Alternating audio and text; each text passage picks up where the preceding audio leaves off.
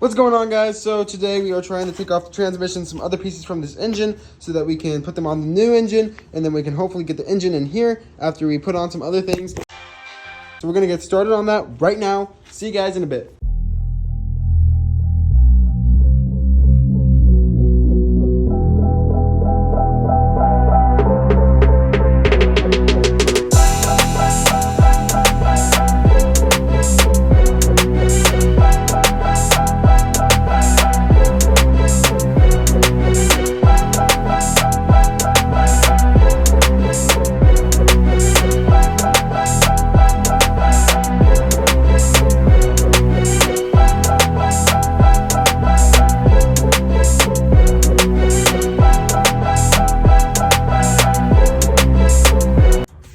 Well, I have some bad news and I have some good news.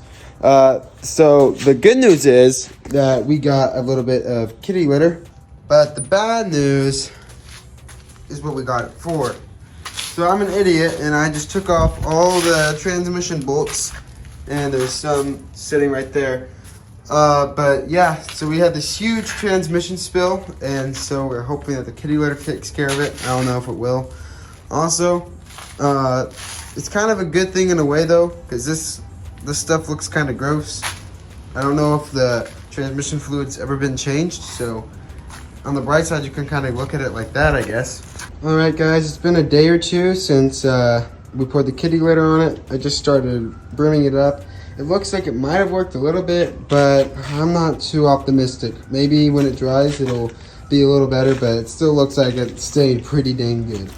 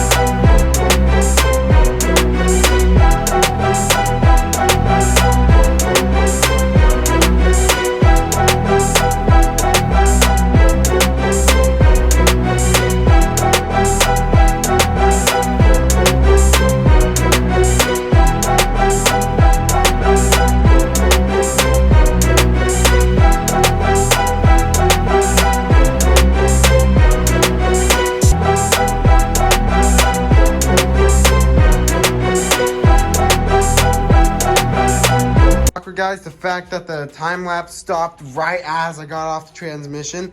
There was a couple of events that happened after that. First, it says take you over to the transmission. You can see we got off the bell housing and everything looks good. I mean, it's dirty, but it looks good. I don't know if this axle's broken. The way it was sitting earlier was like it was like a broken limb, like a kneecap bending the wrong way. But yeah, this looks pretty good. It's off. So that's a huge relief. Now the engine's just sitting on its oil pan. It's probably not the best thing, but I mean, it's a piece of junk now anyway. We're gonna have to use this clutch in place of this clutch over here in the flywheel, because that one is toast.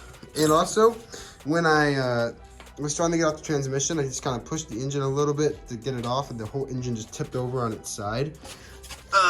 And I just heard this blub, blub, blub, blub, blub, blub, blub, and it probably wasn't the best thing for it. And now underneath this board, there's a huge coolant leak, and it's gone everywhere. Well, not a coolant leak, just a coolant spill. So now it smells nice in here, pretty tasty. But yeah, that's all I got for you guys right now. I don't know what I'm gonna do with the when we're gonna put on the transmission onto the new engine, but there's a couple things. We might have to take off this other engine first. But we're getting close to building that engine and then putting that engine back in. It's going kind of quick now, guys. It's gonna be over soon. I'm excited.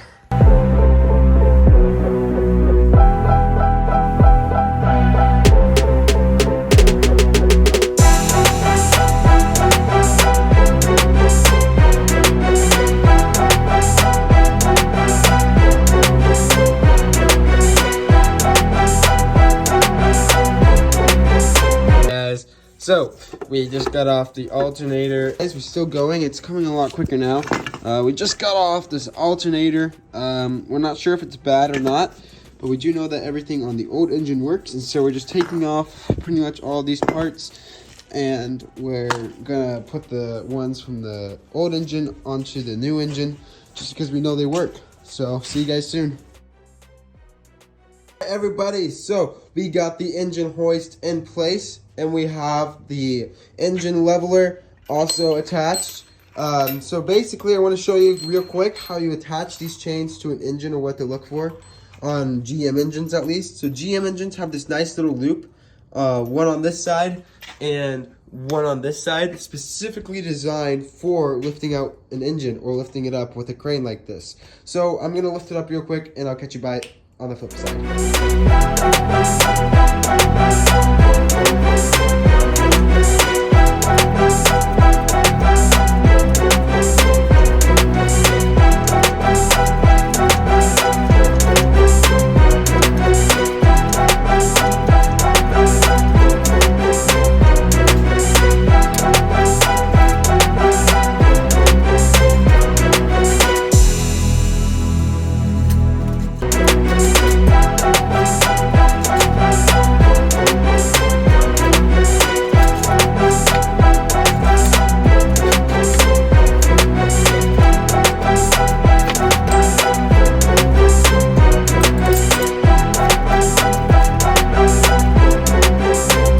I'm too broke to afford an engine mount, so I built a table out of some scrap wood from a tree house that I tore down, and we have the old engine up on this table here.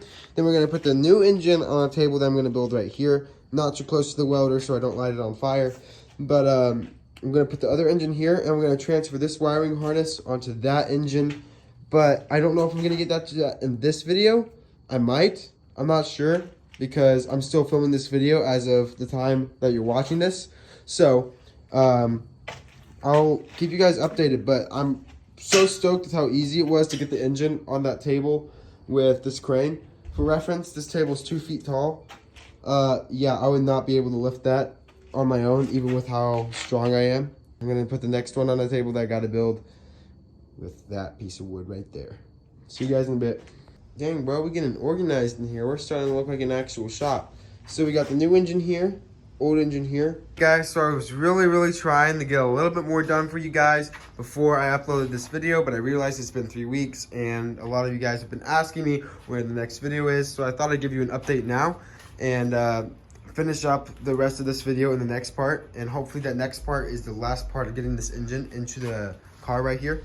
But I want to tell you what I've done. So as you guys might notice, it's looking a little beefier. I got on all the new wiring harness, or should I say the old wiring harness, because it's off that wiring harness. Because the wiring harness that came with this engine was cut up really bad from the junkyard, so we were just missing connectors and all sorts of stuff.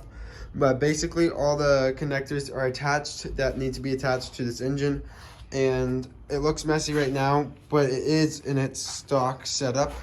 The wiring is the way it's supposed to be. And it's kind of nice. I was expecting this to be a really hard part of the swap, not knowing where all the wires went. But when you put on the wiring harness, it just kind of lines up everything where you're supposed to go. So the only things I'm kind of unsure of at this point, but I'm sure I'll be able to figure out later, are these grounds and stuff. So other than that, I am really confident that I can get this done soon. The last thing we have to remove off this old engine, or the new engine, is the flywheel. And also this starter right here. I'm sorry for that terrible camera angle, but it's kind of tucked away in there. So I'm gonna take you guys over here. And over here we have the old clutch, which is what we'll be using on the new engine, because that clutch is a lot better than the other one. As well as this alternator, an AC pump, and a couple other parts from the old engine I've been on to the new engine. Yeah, and so now that we have all of these pieces onto the engine, we should be really close once we put on this transmission to putting it back in the engine. We're actually going to take off the hood and go in through the top this time, because now we have an engine hoist, which I stuck right here. I know I didn't film me putting on all these wires and taking out the clutch, But I'm gonna be real, none of that stuff was really interesting. I've had enough time lapses. It's kind of weird, and you're kind of weird if you want to see it, but I can't really blame you or judge you because you're watching a weird guy make YouTube videos. So I'll catch you guys on the next one, and so will God, because he's gonna be watching you in between. So make sure you don't sin, or else the Nazarenes and the Jews, and maybe even the Christians will come at you. Just the conservative ones, though. The liberals don't care. Bye.